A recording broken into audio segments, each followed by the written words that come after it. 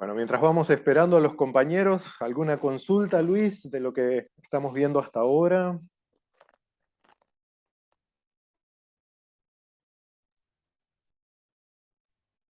Em, bueno, la verdad que bastante claras siempre la forma, o sea, las exposiciones con relación al tema del Antiguo Testamento, a pesar de que tengo que reconocer que varios de paradigmas fueron destrozados, no solamente removidos. Cuesta asimilar, pero es bastante lógica también la forma de el argumento, ¿verdad?, que se ofrecen con relación al estudio de estos libros del Antiguo Testamento.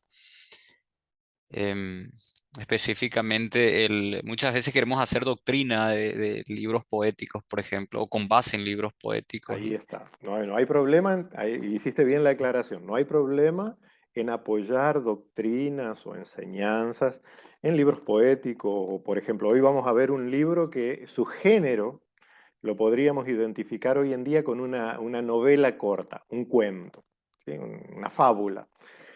Y es la forma en que está escrito el libro. No es que sea una mentira, pero está escrito en forma de fábula. Entonces, no, ¿Cuál es, profe? Jonás Ah, no puede ser tomado, o sea, yo conocí un señor una vez, un hermano, que decía, bueno, si la palabra de Dios dijera que fue Jonás el que abrió la boca y se tragó una ballena, entonces yo lo creería. Yo, genial, 10 puntos, no se trata de una cuestión de fe, sino de saber que no solo los libros proféticos, justamente los poéticos, inclusive libros históricos, tienen partes que son puestas en forma de metáforas. No hay, por ejemplo, vamos al Nuevo Testamento, cuando Jesús dice, yo soy la puerta. ¿No? Necesitas ser muy inteligente para saber que el tipo no era un pedazo de madera cuadrado con un picaporte. No se necesita ser muy inteligente para darse cuenta que es una metáfora o una imagen poética. Y en los libros del Antiguo Testamento tenemos también imágenes así. Y no socava en nada la fe, ni la doctrina, ni la enseñanza, el reconocer que el lenguaje del libro no debe ser tomado de forma literal, porque si lo tomas de forma literal, o sea, Dios pasa a ser un ridículo. Y lo triste que hemos hecho los cristianos es ser tan ridículos nosotros que llevamos descrédito a la palabra de Dios. No se trata de menoscabar la palabra de Dios, sino justamente de tomarla seriamente. ¿No? Entonces, como hace unos días tuve oportunidad de compartir con un colega, decía, es muy bueno superar la lectura ingenua de las escrituras. Muy bueno. Eh, Echar mano de los estudios de la arqueología, de la historia, de la lingüística. Es muy bueno. Pero una vez que pasamos la lectura ingenua para reconocer que, bueno, hay muchos estilos de escritura, muchos tipos de escritura en las escrituras, una vez que pasamos ese límite de quebrar la lectura ingenua, hay que tomar la vía contraria y no confiar demasiado en los eruditos, porque vamos a tomar, hoy vamos a ver Jonás, un libro escrito en forma de fábula. Y no hay ningún problema con eso. Es un estilo de escribir y funcionó magnífico para mandar el mensaje que quería mandar. Y hasta ahí, 10 puntos. Ahora cuando se empiezan a hacer teorías de, no, esta parte no hay que leerla así porque es una... Todos tenemos una inteligencia promedio que Dios nos ha dado y tranquilamente podemos leer sin que los eruditos nos digan cómo interpretar las escrituras. El mensaje de fe de las escrituras es el Espíritu Santo el que nos guía. Entonces, que el libro sea una novela no le quita en nada la enseñanza que da. ¿Cuál es la interpretación o cómo lo ven los judíos? Eh, ¿Cómo ese texto es una fábula? ¿Ellos lo sí, es consideran una una fábula. fábula o un Sí, evento no, una real? fábula. Una fábula y siempre lo podemos leer en el Talmud, Ah, contemporáneos a Jesús, o sea, Rabí Akiva interpretaba que eso era, o sea, todos los eruditos judíos lo han interpretado siempre como una fábula, ¿no? Grandes partes del libro de Jeremías también. ¿Por qué? Porque está escrito en una forma donde tiene más valor el juego de palabras, aunque yo no soy un partidario de que solo vas a interpretar bien las escrituras si sabes hebreo y griego. Eso me parece una tontera, tenemos traducciones muy buenas. Sí reconozco que es bueno tener al menos una noción básica de cómo funcionan, eh, no solo la lengua, ¿sí?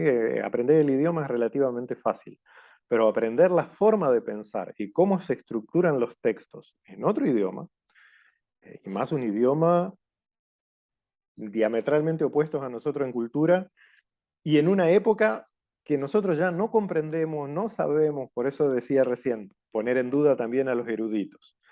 Porque un estudioso que te dice, no, en esa época tal palabra significaba tal cosa, tómalo muy con pinzas, porque al fin y al cabo el tipo que te está hablando no vivió ahí, no estaba con esa persona, no comía, no se lavaba con eso, no se ponía los ungüentos. Entonces, cualquier cosa que te diga puede estar más o menos bien basada en la historia, en la lingüística, en todo lo demás, pero hay que tomarlo con pinzas porque no estuvo ahí. Y repito, así como es un ejercicio muy bueno superar la lectura ingenua de las escrituras, el que yo agarro acá mi Biblia y estoy leyendo lo mismo que escribió Abdías o Jonás hace 3000 años atrás, eh, es de una ingenuidad eh, más que infantil.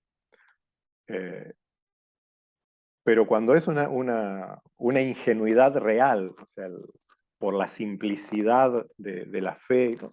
Es maravilloso esa ingenuidad. Es peligroso cuando, como hacen ciertas instituciones allí del norte de nuestro continente, usan la lectura ingenua para manipular la fe y sobre todo la conducta de las personas. Eso no, ya ahí es peligroso, ¿sí? Porque lo hacen a sabiendas. Crean un universo paralelo. eh, eh, o sea, por ejemplo, no hay que hacer esos ejercicios fantasiosos de que, por ejemplo, la Biblia ya decía que la Tierra es esférica. Es mentira. ¿Sí? En la visión bíblica tenemos muchos relatos de la Tierra plana y tenemos muchos cristianos fundamentalistas hoy en día que sostienen que la Tierra es plana porque la Biblia dice que la Tierra es La plana. bóveda celeste. Eh, Más o menos. Pero nosotros mismos, hoy en día, después de Galileo, después de Kepler, después de Copérnico, seguimos hablando de la bóveda celeste, ¿no? Y no por ignorancia, sino porque es nuestra experiencia. Por más que yo sepa y que haya estudiado en el colegio todo lo demás, que es la Tierra la que gira con la rotación y la traslación y no sé cuántas cosas más, mi experiencia de cada mañana es que el sol sale por el este y se pone por el oeste. Entonces, cuando hablo así, no estoy hablando por ingenuidad, por ignorancia o por tosudez dogmática, sino porque es mi experiencia. Y los pueblos antiguos podemos decir que ignoraban, no ignoraban, ya ahí entramos en la especulación. Pero lo cierto es que escriben desde la experiencia. Los libros de las escrituras, los libros bíblicos, son todos escritos desde la experiencia del pueblo que vivió y caminó con Dios. Entonces, la escritura no nos revela a Dios, sino que nos revela a Dios andando con el pueblo. Y los profetas son eh, tal vez el ejemplo más patente de eso. Los profetas no solo hablan desde la experiencia del pueblo, hablan desde su propia experiencia. Y vemos cosas rarísimas, ¿no? Sobre todo los signos proféticos de Ezequiel y Jeremías son, ejemplo, ¿no? Que come bosta, atate un trapo viejo, hace un agujero en la pared. Eh, eh, Visto desde nuestra perspectiva puede parecer una tontería. Visto desde la lectura mágica es una tontería aún mayor. O sea, un Dios que lo sabe todo, un Dios que es omnipotente, un Dios que es omnisciente y todo lo demás. ¿Necesita mandar a un tipo a hacer un agujero en la pared o a casarse con una prostituta? No. Son experiencias que el profeta usa para graficar su mensaje a respecto de la alianza. Y eso después podemos extenderlo a todas las escrituras. A ver, Con, profe, o sea, primero está la experiencia y luego está el mensaje. no, la experiencia es el mensaje. Porque en el caso de Oseas, él dice que el Señor ¿Mm? le mandó ir detrás de una prostituta. Ya, pero vimos lo que es Ese, prostituta especialmente en ese ambiente, ¿sí? Que no es lo sí, mismo que nosotros, no es la muchacha allí de al lado del shopping. Hoy en día hay que ver si son muchacho o muchacho, pues. Pero no es el que ejerce el sexo por dinero. Había también, en la profesión claro, más vieja del mundo, pero normalmente el apelativo de soné, ¿sí? Prostituta propiamente, no ramera, sino prostituta, se le daba a la mujer independiente, a la que no necesitaba un hombre. ¿Sí? De hecho, en los textos rabínicos, la reina de Sabá es llamada prostituta. Como una mujer iba a ser reina de un país. Al loco. En el mejor de los casos, esposa del rey, pero reina, que mande, que hable. Está loco, eso en esa sociedad imposible. Entonces es llamada de prostituta, que ella fue la que prostituyó a Salomón. Salomón después perdió la cabeza una vez que vio a la reina de Sabá, porque era una mujer independiente, ¿no? Eh, Hoy en día en las sociedades, no muy lejanas, nuestra propia sociedad, en espectros de machismo abierto, una mujer que rechaza a un hombre no es vista como una mujer que rechaza a un hombre, sino como una cualquiera que no me quiso a mí. ¿Ah? Eso es muy típico del lenguaje de la Biblia. ¿Ah? Pero hay que entender esto. Por ejemplo, Isaías, Dios le habló, dice, no, visión del profeta, no es lo mismo. Eh, Todo eso sucedió en la cabeza, no es que fue llevado al cielo. Cuando aprendemos esas cosas, eso le quita verdad, le quita potencia, para nada. Solo nos previene de afirmar cosas que la propia Biblia no afirma. pero cuando ellos afirmaban, por ejemplo, así ha dicho Jehová, Ujú. o sea, está diciendo, en una visión que él tuvo, así ha dicho Jehová, él está diciendo que Jehová le dijo. Pero cuál es el mensaje? O sea, ¿cuál es el papel de los profetas? Es retomar a la alianza. ¿Sí? Entonces, eh, el convencimiento del profeta es su llamamiento. Y, digamos, eh, en A ver, hebreo sería, tenemos la palabra naví. sí. Sería una experiencia Eh, eh, tipo yo pongo un pentecostal hoy ejemplo. en día. El Señor me dijo, sí, anoche el Ok. Señor me dijo, con la diferencia de que el pueblo hebreo hacía el test de Moisés. ¿Sí? Si su mensaje se ajustaba a la alianza y si el mensaje que proclamaba era de retorno a la alianza para el pueblo. ¿Sí? La palabra se debe cumplir en ese pueblo, en ese tiempo. ¿Sí? El famoso doble cumplimiento y todo eso es una relectura muchas veces muy tirada de los pelos nuestra. Eh, Pero entonces, en dónde está el sustento de la infalibilidad?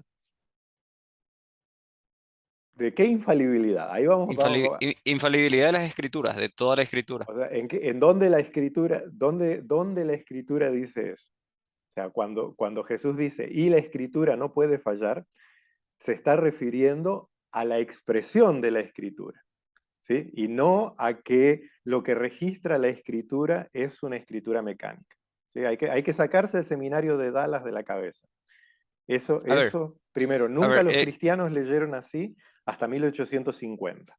¿Sí? La religión del oeste de los Estados Unidos es, o sea, cualquier cristiano histórico considera esas cosas secta. ¿En dónde radica la infalibilidad? ¿Me reiteras, profe? Claro, la infalibilidad de las escrituras, si es que Sí, se puede bueno, hablar así, porque nadie habló así hasta 1850, hasta John Nelson sí. Darby, la escritura es un testimonio, Ujú. ¿sí? No es una fórmula. Tanto para los judíos como para los cristianos históricos, la escritura es testimonio. ¿No?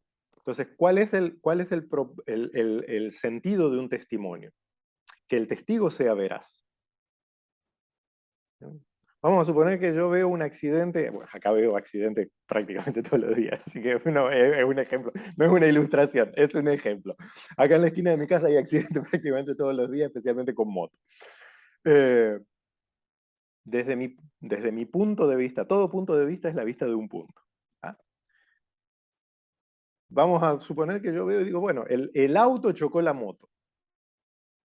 Lo que yo digo es verdad, porque es lo que yo vi, pero no necesariamente es la verdad, porque quizás hay una lomada ahí antes de la esquina y la moto frenó y el auto no es que chocó, sino que la moto frenó y quedó ahí en el camino. Entonces, las escrituras son testimonio y eso afirman las escrituras.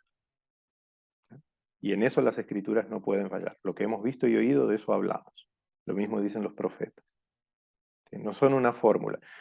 Para los darwistas y después los fundamentalistas de Estados Unidos, la escritura fue dictada por Dios, ¿sí? Igual que el Corán, fue dictado y no pueden ser cambiadas sus palabras porque fue dictado. O sea, todavía hoy muchos círculos fundamentalistas de los Estados Unidos eh, se llaman King James Only, ¿sí? Solo la Biblia King James es inspirada. Caramba, ¿no? Fueron los profetas y los apóstoles los inspirados, no una traducción del siglo XVI que de paso es pésima. Pero es una ideología metida a las escrituras, que las escrituras no reclaman para sí, en ningún momento. Las escrituras son un testimonio. O sea, entonces, vamos a ver, eso, ahora nos vamos adelantando, pero hasta que llegan los compañeros un poquito. En el último módulo de esta materia vamos a ver eso, cómo se actualizan especialmente los textos del Antiguo Testamento, que según la confesión cristiana ya no son vigentes para nosotros. Nosotros no somos Israel. El apóstol Pablo dice clarito, ¿no? Estos son testimonios para nosotros, nos sirven como ejemplo, nos sirven como guía para la vida, pero no para doctrina. ¿Okay? Y eso lo dice el apóstol Pablo, no importa lo que diga Lutero, no importa lo que diga Calvino, no importa lo que digan las convenciones de Pío Papá, el apóstol Pablo dice eso.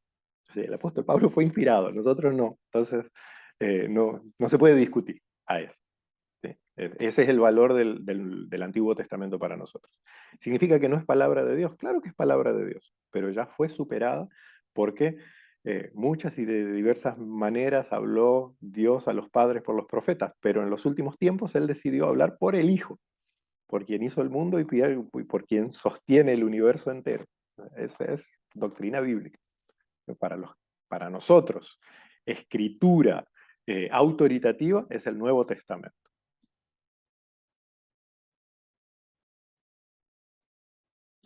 Ese es el valor de testimonio, ¿no?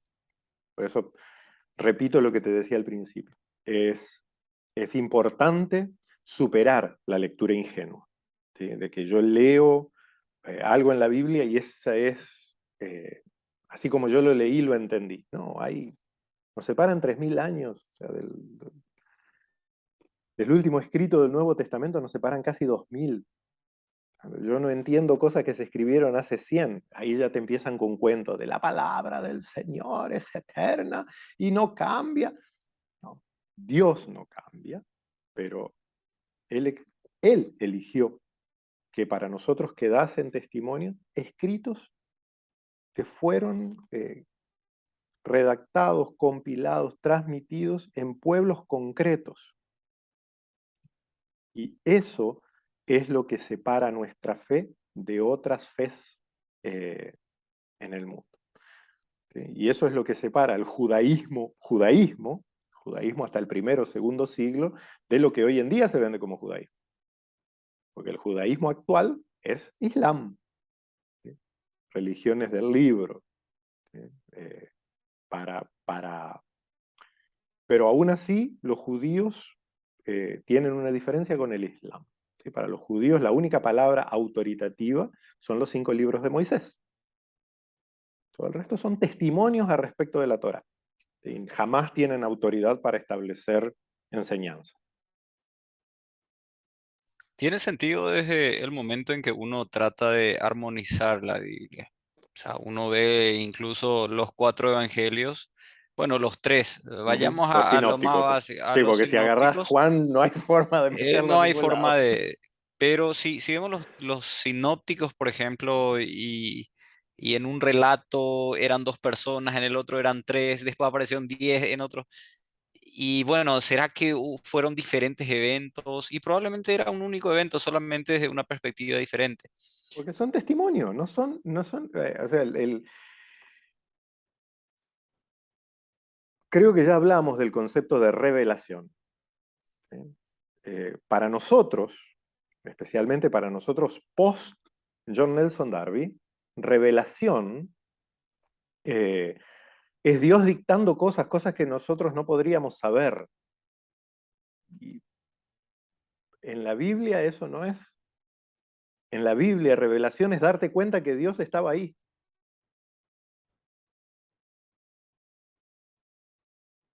¿Sí? Por ejemplo, el Éxodo, ¿sí? Acto fundante de la identidad de Israel. La revelación no es que Dios los sacó con nubes, sino que andando en el desierto, Dios, después vamos a leer en los Salmos, por ejemplo, o los cánticos de Moisés, Dios te sacó con mano poderosa. Era descubrir que Dios era el que los estaba llevando por ese camino. Eso es revelación eh, en las Escrituras. Y eso es lo que las Escrituras tienen como revelación. De hecho, el único texto de todas las escrituras que dicen que Dios no solo lo dijo, Dios lo escribió, son los 10 mandamientos. Todo el resto es experiencia del pueblo. Y esto no es liberalismo ni nada, es lo que dice el propio testimonio de las escrituras. Y querer leerlo de otra manera es forzar las escrituras al ridículo. Entonces, las escrituras hablan de la tierra plana. Claro que sí, pero ¿por qué? Se escribió desde la experiencia. Y agarra un colectivo y a ver si la Tierra no es plana. Bueno, acá en Asunción sí te da para, te da para dudar bastante. Venía Trinidad y no es plana ni ahí. Pero es nuestra experiencia, o sea, Es la experiencia, nosotros es la mismos experiencia. vemos, hablamos de el sol sale de su tienda y lo decimos tranquilamente, no por ignorancia, no por negar la verdad, sino porque es lo que vemos.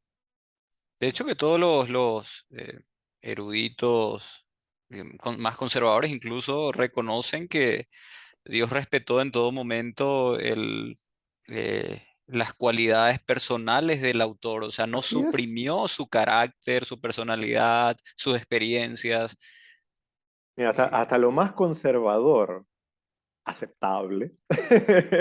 Pero, por ejemplo, vos que nombras eruditos conservadores, tenemos eruditos conservadores realmente eruditos. ¿Y cuál es digamos, el ala conservadora de la inspiración, ¿sí? Revelación?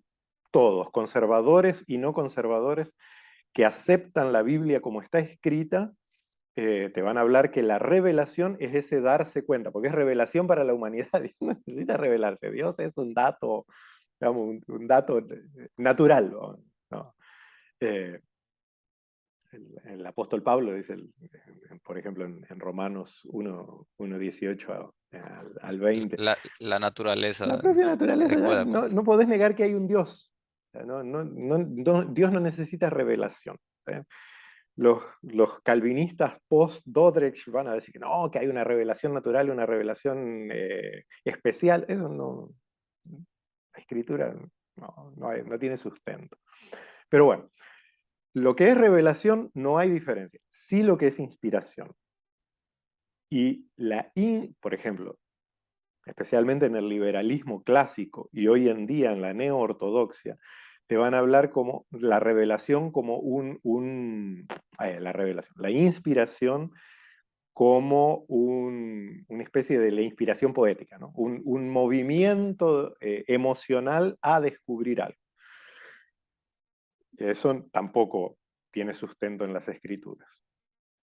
No del todo, pero bastante acercado, sí es la afirmación tradicional cristiana, que es la llamada inspiración plenaria, que es que Luis Vera Barberán se pone a escribir su biografía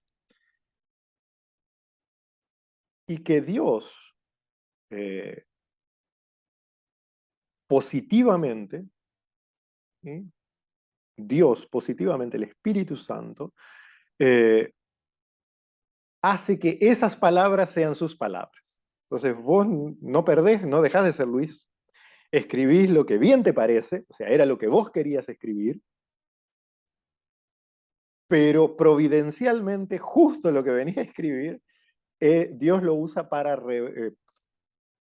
revelar algo a su pueblo. Entonces, ese es más o menos el concepto de inspiración plenaria. ¿Sí? Dios se sirve conceptualmente de... Entonces, cuando el profeta afirma, así dice el Señor, está cumpliendo su papel, por eso la palabra usada para profeta en griego es esa, es hablar en nombre de. ¿Sí? Su vocación es tan certera, tan segura, que no tiene miedo en decir, así dice el Señor. Yo digo, así dice el Señor. Pero esos profetas, los que nosotros tenemos en el canon, eh, pasaron la prueba de los 3 puntos que dio Moisés, ¿no? En Deuteronomio. Si llega un hermano de usted diciendo que es profeta, bla, bla, bla, póngalo a prueba. No es cualquiera que venga y que dice, así dice el Señor, anoche me habló el Señor, el que se corta el pelo cortito lo comieron los piojitos. ¿No? Y te dicen cualquier verdura. Y lo más y siempre terminan, dame plata. eh, Moisés, ¿sí?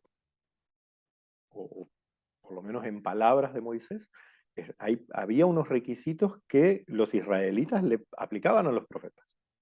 Esos son los que tenemos en el canon. Entonces, significa que Dios le hablaba al oído y decía, en algunos casos, capaz que era, pero en general no dicen eso los profetas. ¿No? Por ejemplo, Abdías, el que vamos a ver ahora, Y esto, dice, esto, visión de esto, Abdías. Hemos escuchado el pregón de parte del Señor y se ha enviado un mensajero a las naciones. ¿Sí? ¿Dónde escuchó el pregón del Señor? En su visión. y esto del cumplimiento de las profecías, o esto fue solamente un análisis, digamos, sociopolítico, así como yo me siento y probablemente Mm. el próximo presidente sea esto, porque de acuerdo ¿de dónde surgió eso? Eh, ¿Cómo pudieron ellos haber escrito, por ejemplo, cientos de años antes, incluso algunos eventos que luego se cumplieron? Nosotros o sea, tenemos que ver si es que se cumplieron o se adaptaron los hechos a cumplir los eventos. Uh. Ese es otro. ¿Por qué?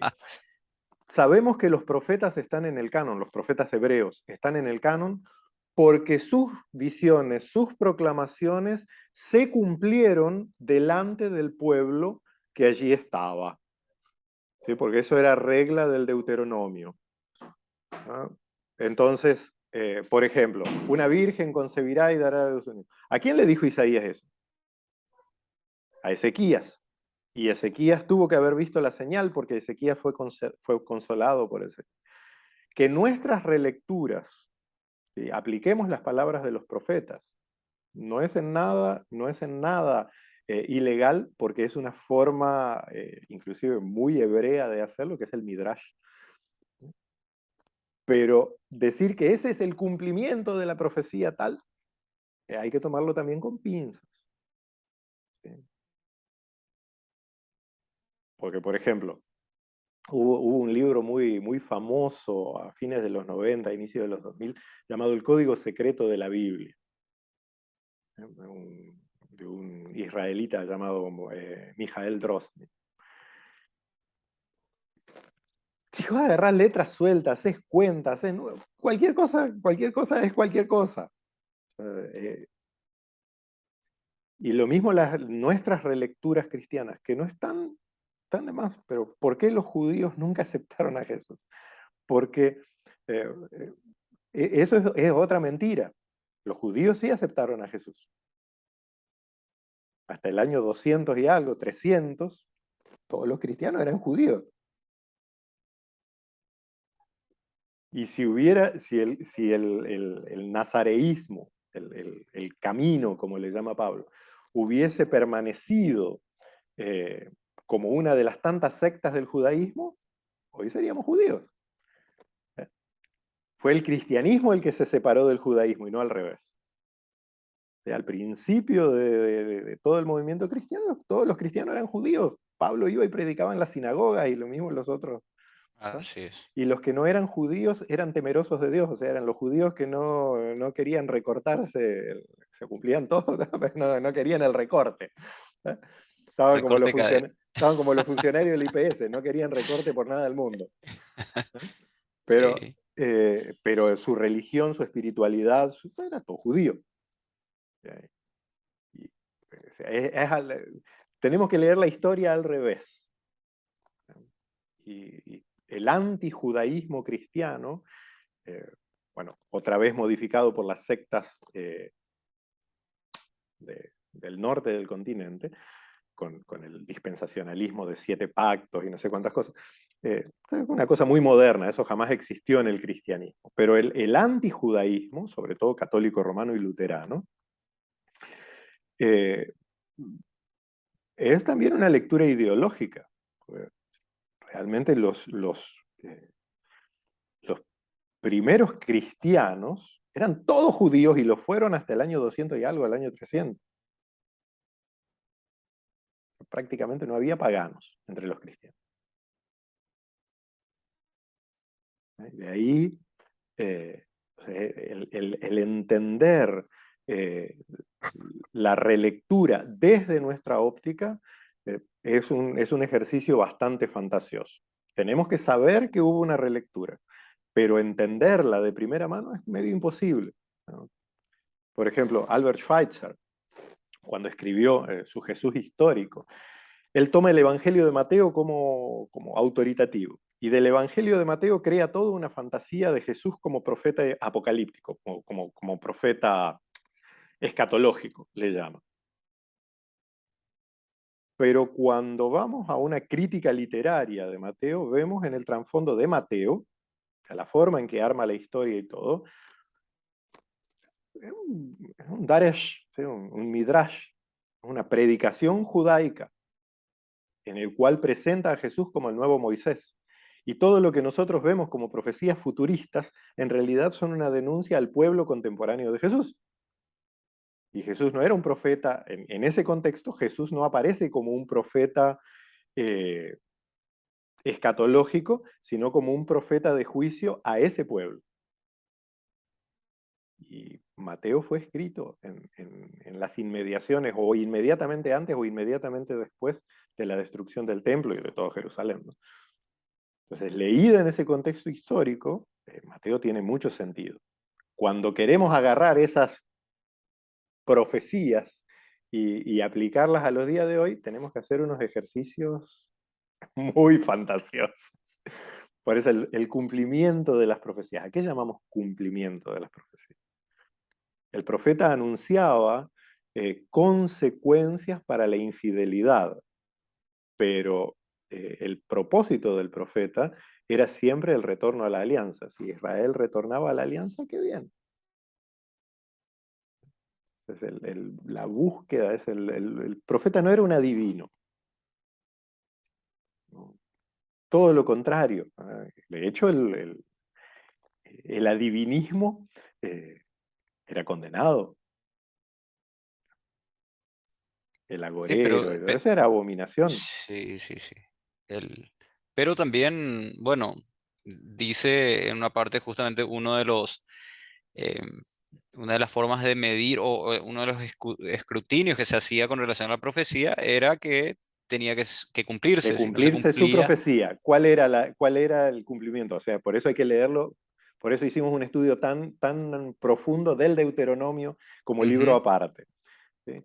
Nosotros entendemos que cumplimiento es, bueno, dice Dice que se va a que caer una piedra y se cae una el piedra. próximo rey será, no sé, vendrá de la tribu de Efraín y se Y el, cumplió. el cumplimiento, o sea, en el contexto de Deuteronomio del 16, perdón, del 11 al 29, es el cumplimiento de la alianza. Si el profeta consigue que Israel vuelva a la fidelidad, entonces cumplió la profecía, cumplió su ministerio.